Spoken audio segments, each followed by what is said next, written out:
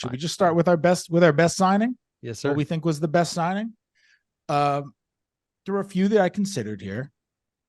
It kind of came down to Eric Gordon for me, though. Wow. I mean, the Suns have fewer tools than any team in the history of the NBA has had in free agency, right? Not necessarily true. I'll break that down for you in a second, but keep going. Please do. What a I will. tease. That's a great tease. Just because this is the first second apron team in the history of the league, and these are more extreme restrictions than have ever been on teams in terms of what they can go after with free agents. And all they could do was re-sign their own guys and bring in minimums. And I liked a lot of the minimum guys they brought in. Like I thought Metu was a nice signing. I thought Watanabe was a nice signing. But I mean, look, they need a fifth best player. We all know they need a fifth best player. Eric Gordon is still a good player. Like he can still shoot. He can still do stuff off the dribble. He is still a fire hydrant defensively. Like he's not super duper quick or anything like that, but he is difficult to back down. He's strong. He'll go hard for you. And to me, the number one thing that really stood out is after 10 years of hearing how badly Eric Gordon wants to play for the Phoenix Suns, after offer sheets signed with Phoenix and matched by New Orleans and rumors for a decade, Eric Gordon is finally with the Phoenix Suns. And I thought that was just like, that was a better signing than any I could have possibly imagined them getting for their fifth best player for a minimum. So I mean, that's a great move for them. The Warriors were hard after Eric Gordon. And I wrote about it today, kind of detailed it, and I'm wrapping back to the point I just made of the Suns actually finding a way to, in some ways, win a bidding war.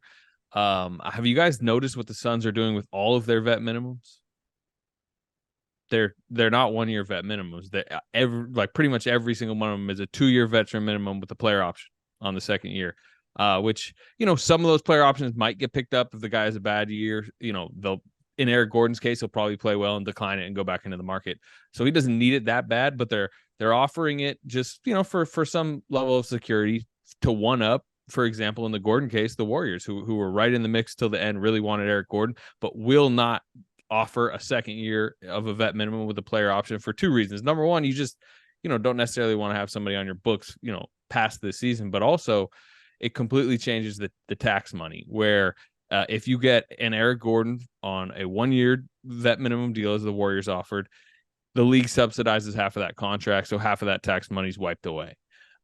Whereas if you do a multi-year deal, which the Suns are doing on all their guys, it all counts. And for the Warriors, that's the difference between $7 million in tax for every veteran minimum free agent. And this is just an example of Matt Ishbia coming in and like going full Steve Ballmer, whatever you want to talk about it. We're talking about blowing past the second tax apron. He's using every financial tool he can to one up people in these bidding wars, and that includes the fact that he's just like spiking his tax to you might say unnecessary degrees by giving all of these guys, Damian Lee, Keita Bates-Diop, Drew Eubanks, Yuta Watanabe, Eric Gordon, they're paying double tax than they necessarily have to, just because it's like, hey, let's just give them a second-year player option just so they definitely come to us. And it's working. Yeah, the other thing that I think is interesting, too, when you mentioned, like, Ishbia going full Ballmer, something I thought that was notable with Gordon, if we talk about just, like, the most interesting free agency process. So the Clippers had a $20 million salary on Gordon that they could have guaranteed if they chose to. That would have led to, like, $100 million in payments for Eric Gordon. Million. Yeah, 110 million because of the luxury tax payments. I mean, that is a ridiculous amount of money to pay for Eric Gordon.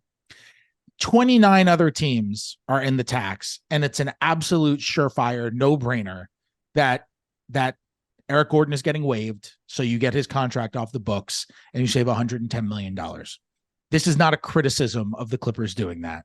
I just thought it was kind of interesting that we saw kind of, there is actually a line with Steve Ballmer. There is a number that he's like, okay, we're not going to keep Eric Gordon, who's a good, helpful player who could help the Clippers win, for $20 million. Like, we're not going to do that. And by the way, who could be $20 million non-expiring and help facilitate like a James Harden trade or something to a GM like Daryl Morey, who has shown that he likes acquiring his former players. It's not a criticism at all. It was totally fine move. I just just kind of made me raise an eyebrow, be like, okay, there is a line, like there is a place where Ballmer's not willing to go.